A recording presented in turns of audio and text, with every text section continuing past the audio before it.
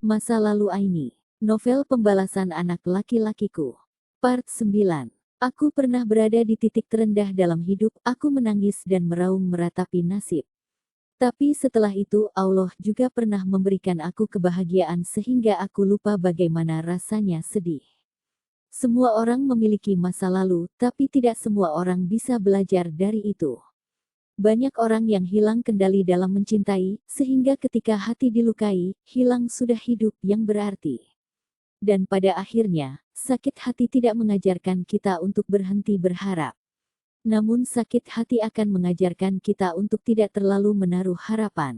Karena luka yang paling sakit adalah ketika kamu dilukai oleh seseorang yang kamu kira tidak akan pernah melukaimu. Seperti diriku saat ini yang melihat pantulan diriku di cermin.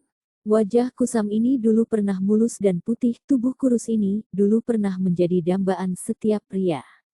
Tidak, aku tidak pernah menyesal menikah dengan Mas Rahman. Bukan karena aku masih mencintainya, melainkan karena aku sudah memiliki mereka yang mencintaiku. Sungguh, yang rugi saat ini bukan aku, wanita yang kamu tinggalkan Mas. Tapi yang merugi itu kamu, mereka anak-anak akan mencintaiku dan membencimu. Aku jamin, hari tuamu tidak seindah hari tuaku. Cinta yang kamu dapatkan tidak lebih besar dari cinta dan kasih yang aku dapatkan dari mereka anak-anakku. Saat ini aku sudah siap dengan memakai gamis berwarna toska dan jilbab yang senada. Sudah lama sekali rasanya aku tidak bercermin lama seperti ini. Aku harus bangkit demi diriku sendiri dan demi anak-anakku. Aku telah mempersiapkan beberapa berkas yang harus kubawa, aku juga akan ke kamarnya Uwak untuk mengajaknya ikut serta. Uwak, hari ini sibuk enggak? Tanyaku pada Uwak yang baru saja melaksanakan salat subuh. Enggak kayaknya, karena baju jahitan orang sudah rampung kemarin. Kenapa? Jawab Uwak seraya melipat mukena yang baru saja digunakannya. Temenin Aini ke bank ya.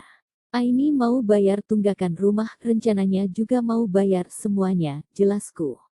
Aku memang sudah menceritakan semua kejadian kemarin sama Uwak, juga sama anak-anak kecuali Mia dan Anto. Alhamdulillah mereka semuanya berucap syukur karena kami tidak akan kehilangan rumah ini. Dengan uang itu aku juga rencananya mau membuka usaha menjahit. Agar aku ada penghasilan tetap, aku juga akan membuka kursus privat menjahit bagi yang ingin belajar. Sudah saatnya aku bangkit dari keterpurukan ini. Anak-anak butuh aku sebagai penopang hidup, aku juga tidak bisa mengandalkan Ali terus-menerus untuk membangun kembali keceriaan di rumah ini. Selama ini, Ali lah yang menggantikan peranku di rumah. Dia menghibur adik-adiknya dengan mengatakan jika semuanya akan baik-baik saja. Dan alhamdulillah, dengan izin Allah Ali memenuhi janji pada adik-adiknya. Semoga saja Mas Rahman dan Maya tidak lagi membuat ulah. Hari ini aku berencana akan ke bank untuk mengurus tentang tunggakan rumah, juga ingin melunaskan saja uang pinjaman yang dulu diambil oleh Mas Rahman. Aku membawa Anto dan Mia, Uwak juga ikut denganku karena akan membantuku menjaga mereka berdua. Jika aku tidak membawa ikut serta Anto, takutnya dia menangis karena ingin menyusu. Karena aku tahu, ini akan membutuhkan waktu dan proses yang panjang juga lama. Lama menunggu, akhirnya aku diarahkan ke lantai 2 untuk melakukan pembayaran tunggakan rumah. Aku diarahkan menuju kredit admin, kemudian setelah selesai aku kembali disuruh ke ruangan marketing untuk melakukan berbagai tanda tangan. Setelah seharian aku sibuk mengurus ini dan itu, akhirnya selesai. Aku disuruh kembali lagi besok untuk melakukan pembayaran sesuai pinjaman dan bunganya, juga untuk mengambil sertifikat rumah yang sudah digadaikan. Aku mengajak Uwak, Mia dan Anto untuk sekalian belanja bulanan. Aku akan menyetok persediaan makanan untuk 2 minggu ke depan. Tidak lupa aku membelikan mereka es krim, karena mereka sangat suka makan es krim. Bahagianya bisa Mia dan Anto saat mereka juga kubelikan jelly kesukaannya. Uwak mau beli apa? Ambil aja, mumpung kita lagi kaya, tanyaku sambil bergurau pada Uwak yang sedang membantuku memilih beberapa cemilan. Enggak usah, simpan saja uangnya, jawab Uwak sambil nyengir. Mia, sayang. Jangan kesana dulu, teriakku pada Mia yang berlarian di minimarket tempatku belanja.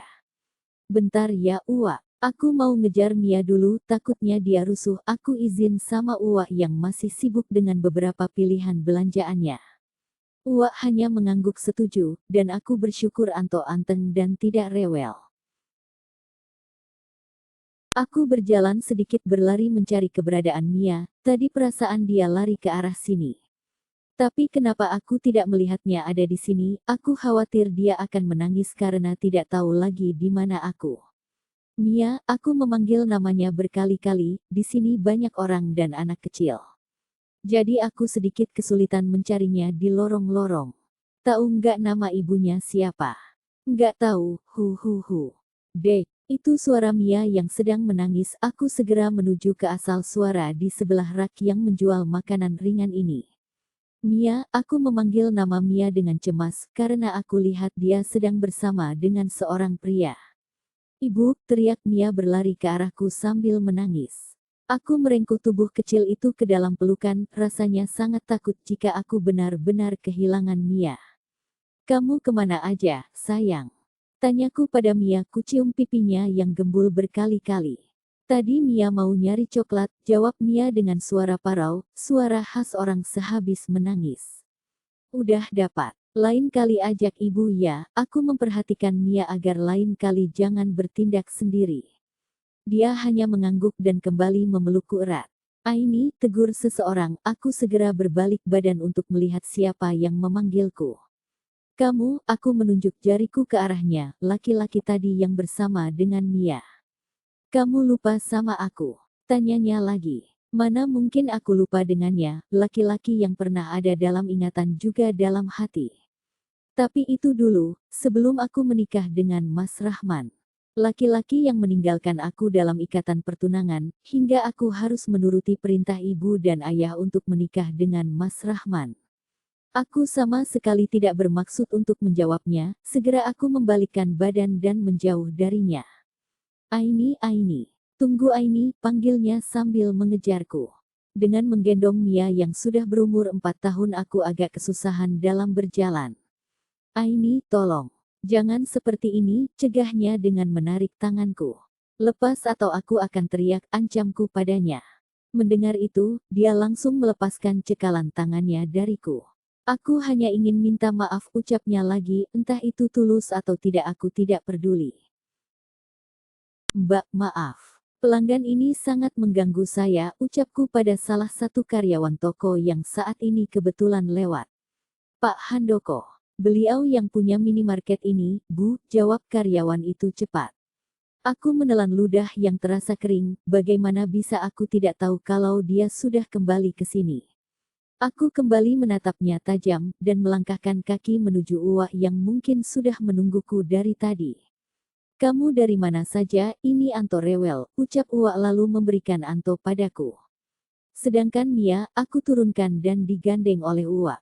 Nyari Mia, dia mainnya jauh banget tadi, jawabku menjelaskan. Tidak mungkin aku mengatakan jika aku kembali bertemu dengan Handoko, bisa-bisa Uwa akan mencari dan mengajaknya ke rumah. Wajar, selain dekat dengan ibu dan ayah, Handoko juga sangat dekat dengan Uwa. Karena Uwa dulu ikut tinggal dengan ibu setelah nenek meninggal. Jadi setiap kali Handoko datang ke rumah, dia selalu membawa makanan kesukaan Uwa. Kamu kenapa melamun? Tanya Uwa sambil menepuk bahuku.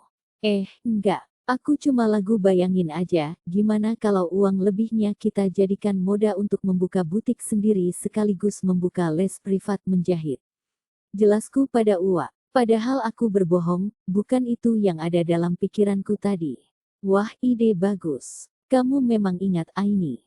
Pantas saja Ali punya otak encer. Nurunin punya kamu, gurau Uwa sambil manggut-manggut. Aku hanya tersenyum mendengar ocehan Uwa, dia berbeda sekali dengan ibu. Walaupun mereka terlahir dari rahim yang sama, tapi sifatnya sangat jauh berbeda. Uwa memiliki karakter yang keras tapi periang. Sedangkan ibu, lebih pendiam tapi sangat tegas, seperti Ali. Sekali bertindak, langsung mendapatkan hasil nyata. Uwa, sapa Handoko yang sudah berdiri di antara kami. Handoko. Ucap Uwa gagap karena mungkin sudah lupa dengan wajah Handoko. Iya, Uwa sehat. Tanya Handoko sambil meraih tangan Uwa untuk menyalaminya. Alhamdulillah, sehat. Kamu apa kabar? Ya Allah, sudah lama sekali, ucap Uwa sambil melihat ke arah Handoko dari atas sampai bawah. Alhamdulillah kalau gitu, aku juga baik. Aku pikir Uwa nggak akan ngenalin aku lagi, ucap Handoko sambil tersenyum. Aku sama sekali tidak menanggapi pembicaraan mereka berdua. Setelah membayar semuanya, aku pun mengambil sebagian kantong plastik yang bisa kubawa. Uwa, sudah ini, tegurku pada Uwa yang sedang asik mengobrol dengan Handoko. Udah ya. Ya udah nak Handoko, Uwa pulang dulu ya, pamit Uwa pada Handoko. Pulangnya pakai apa, Uwa? Tanya Handoko pada Uwa yang sedang kesusahan mengangkat barang. Karena memang kali ini kami belanja banyak. Pakai taksi kayaknya, jawab Uwa ragu. Kalau gitu aku antar aja deh. Udah lama juga gak main ke sana, tawar Handoko yang mengambil alih semua barang belanjaan yang ada di tangan Uwa. Kebetulan. Ya udah yuk, ajak Uwa antusias. Nggak usah, nggak. Jangan macam-macam, larangku pada Handoko yang akan mengantar kami pulang. Apaan sih kamu, dia cuma ngantar aja. Nggak ngapain-ngapain, ujar Uwa yang terlihat kesal karena tingkahku. Terserah, ucapku, lalu berjalan duluan keluar dari minimarket. Akhirnya, sampai juga.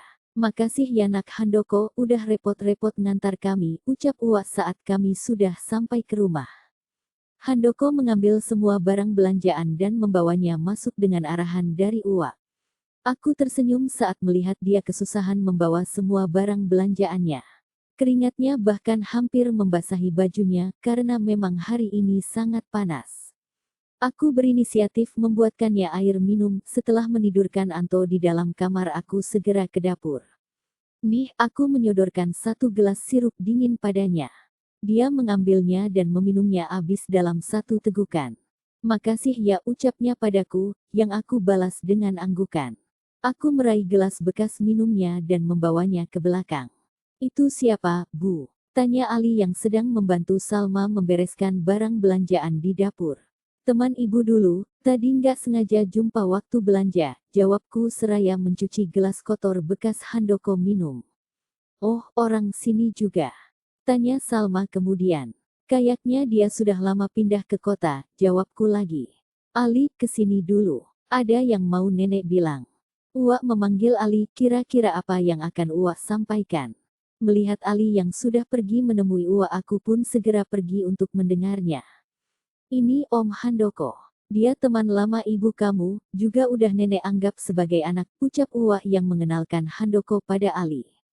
Disambut senyum oleh Ali, dan menyalami Handoko takzim. Ini Ali, anak Aini yang paling tua, kembali Uwa mengatakannya pada Handoko. Suami Aini, kemana? Tanya Handoko yang tiba-tiba saja membuat wajah Ai dan Uwa tegang. Ayah saya, sudah lama meninggal Om, jawab Ali dengan senyum dipaksakan. Apakah memang Ali sudah menganggap Mas Rahman sudah mati? Ya Allah, semoga aku bisa menjadi ibu sekaligus ayah untuk anak-anakku. Oh, maaf. Om nggak tahu, jawab Handoko yang merasa tidak enak. Nggak apa-apa, kami sudah lama melupakannya, ucap Ali santai. Ali, kemarin katanya kan kalau udah tamat kamu mau ke kota. Kebetulan Om Handoko ini tinggal di kota. Jadi kamu bisa sekalian bekerja sama dia, ucap Uwa memecahkan kecanggungan akibat pertanyaan Handoko tadi. Iya, Ali. Kebetulan Om juga lagi butuh karyawan soalnya, ucap Handoko yang membuat wajah Ali cerah bagai mentari di pagi hari. Beneran Om? Tanya Ali antusias. Iya, benar. Kebetulan Om ada buka anak perusahaan baru, kamu bisa jadi salah satu karyawan di sana, jawab Handoko meyakinkan. Tapi, aku cuma lulusan SMA, jawab Ali kembali murung. Nggak masalah, asalkan kamu mau telaten dan jujur. Karena memang minimal ijazah yang diminta itu tingkat SMA, jawab Handoko yang kembali membuat Ali manggut-manggut setuju. Kemudian melihat ke arahku untuk meminta persetujuan, aku hanya bisa mengangguk sambil tersenyum. Aku tidak mungkin membuat Ali kembali putus asa, dia harus merajut mimpinya. Dia harus menjadi laki-laki hebat, anak laki-laki kebanggaanku dan juga adik-adiknya.